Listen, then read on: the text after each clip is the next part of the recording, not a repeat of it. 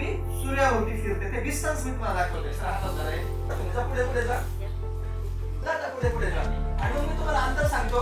आणि मग आपल्या पुस्तकात जे आहे ना, एकाच पानावरती सूर्य, एकाच पानावरती सगळे प्लॅनेट, एकाच पानावर डोळा फक्त लूज करा. त्यांना जाऊ द्या. जा पुढे सर, जा पुढे. हातात असं बरं हातात सर. तर या बाजूला या. सरळ तर जागा नाहीये, पण आता मी माझ्याकडे बघा. इथे जर तुमचा सूर्य असेल हा, तर पृथ्वी कुठे आहे?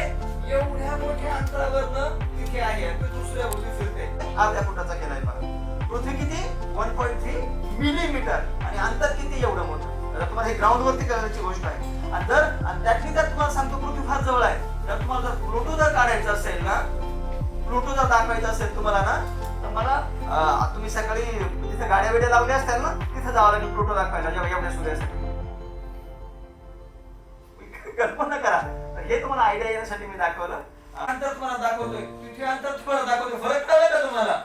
त्याच्यात आणि स्केल डाऊन केलंय. 4 सेंटीमीटरची पृथ्वी असताना साधारणतः 1/4 चंद्र आणि साधारणतः अंतर जे आहे ते 120 सेंटीमीटर. आणि दिस इज ॲक्युरेट. जर मी पृथ्वी वाढवली मग ते अंतर वाढवावं लागेल. आणि हे मी काय केलं, आधी बाजारामध्ये मनी काय साईजचा मिळतो ते बघितलं आणि त्याच्यानंतर पृथ्वीचं डिझाईन केलं.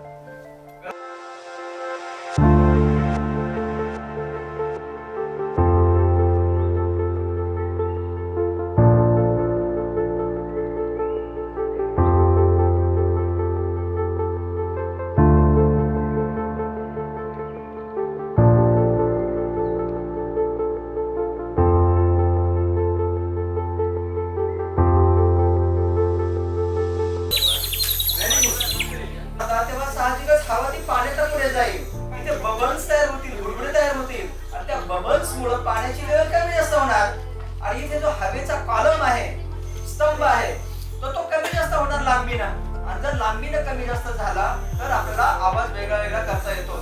जे तुम्ही बासुरीमध्ये पण वापरता. पुढे जे बोटं उघडून ते होल उघडून बंद करून बोटाना, तेव्हा काय करता, व्हायब्रेटिंग एअर कॉलम जो आहे त्या बासुरीमध्ये तो कमी जास्त करता.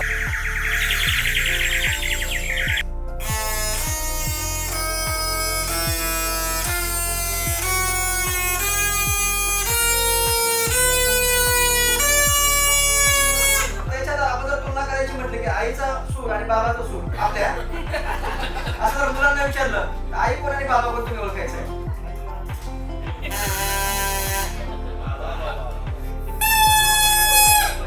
बरं कळालं? जास्त लांबीना आणि कमी लांबीना.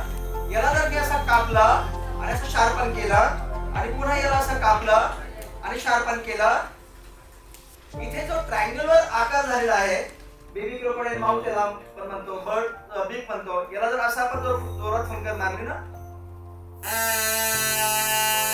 आणि इथे तुम्हाला व्हायब्रेशन दिसतात जर हवा उडली तर. जर मी छोटा घेतला straw, very high pitch, low pitch. Pitch मध्ये फरक जो असतो ना, ते तुम्हाला मला सांगायचं आहे. आणि आता इथे जर आपण तुम्ही होल्ड केले, आता इथे मी एक होल्ड केला आणि आणखी एक इथे होल्ड करतो, म्हणजे बासुरी कशी काम करते ते पण तुम्हाला सांगता येईल. आता मी बोटाने करतोय, वाढवतोय, कमी करतोय.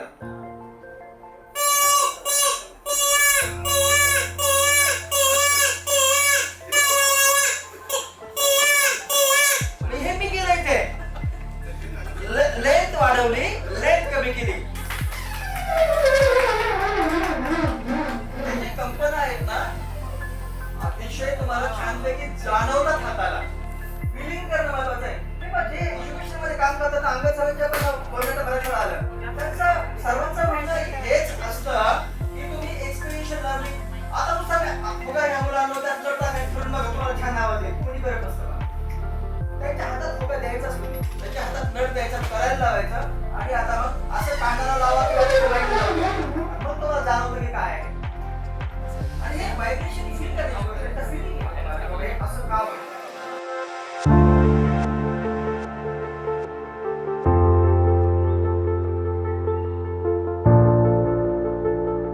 कट इकडे आहे आणि असा कट इकडे आहे अपोजिट साइडला. तर हे काय करायचं, असं एकामेकांच्या मध्ये बसवायचं. इकडे बघा असं बसवायचं आणि हा साधारणतः माशासारखा आकार होतो बघा. दिसतोय माशासारखा आकार. आणि एरोडायनामिक्स कसं असतं पहा, तर असा घेणार का असा घेणार ठरलं जातं. म्हणजे कसं घेणार हे कोण ठरवणार, तर ब्लेडचा अँगल. आणि याला जर आपण असा धक्का दिला, असा फेकला बाहेर ना, हे पहा येते माशासारखं फिरत फिरत येत आहे. आता याला पुन्हा मी असा उंच फेकतो आणखी. मॅडम घेणार ते.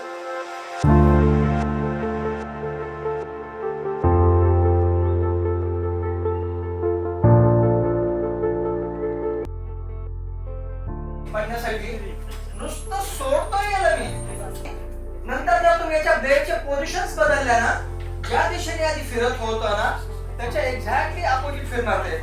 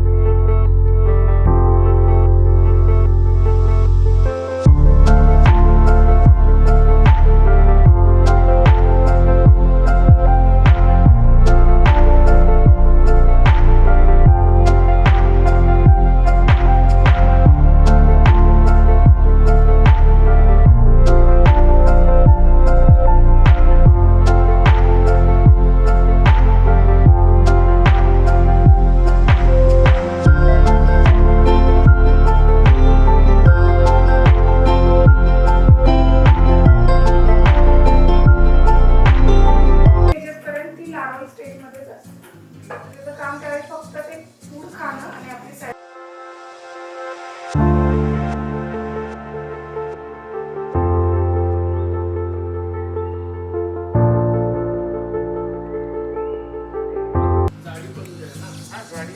आणि ही याची बॅक साईड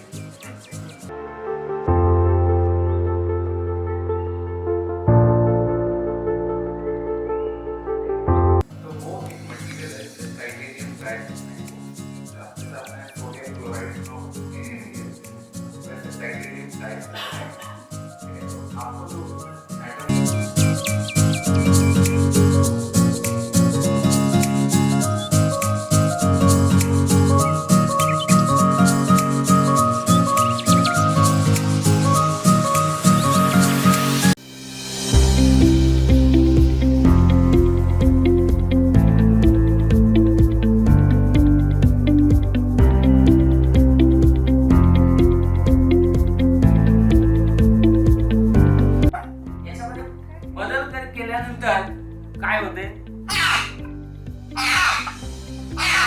साऊंड. हे असे प्रश्न मुलांनी विचारले पाहिजेत आपल्याला. तोरा आहे हा गाठ बांधून सोडलेले, याला थांबवण्यासाठी मला बालपण आठवतं. हे पाच घ्यायचे वेगवेगळ्या प्रकारचे, जे आपण किती छोटे घेतले आणि तुम्हाला आणखी काहीतरी वेगळं सुचू शकतं. तर हा दोन्ही संख्या ते द्यायचं. याच्यामध्ये आणखी 2 मॉडेल आहेत, हे तुम्ही करून बघा आणि सोडून बघा. आणि याच्यामध्ये मध्ये प्रश्न तयार केले काय बनणार आहे. आणि मला जे इमेज प्ले स्टोर वरून क्रोप घेतलं, ते क्लिक केलं पाहिजे. हॅलो नमस्कार, मी रोहिणी साबळे, श्री भामचंद्र माध्यमिक विद्यालय भांबोली इथून आलेली आहे. ज्या कन्सेप्ट क्लिअर नव्हत्या त्या बऱ्याचशा इथे क्लिअर झाल्या. बऱ्याचशा वेळेस आपण मुलांना फक्त थेरी पार्ट जो आहे तर तो सांगत असतो, पण थेरीपेक्षा मुलांना जेव्हा आपण ते नॉलेज प्रॅक्टिकली देतो त्यातून मुलं खूप काही शिकतात.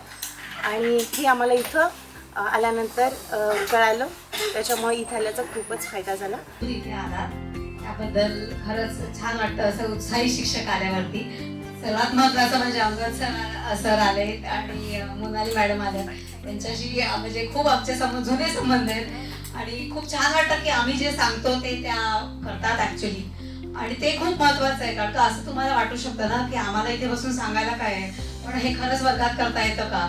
तेव्हा जेव्हा मॅडम आणि सर दाखवतात तर खूप चांगलं वाटतं असं. तो काय म्हणतो बघा, but teach them to long for the endless immensity of the C.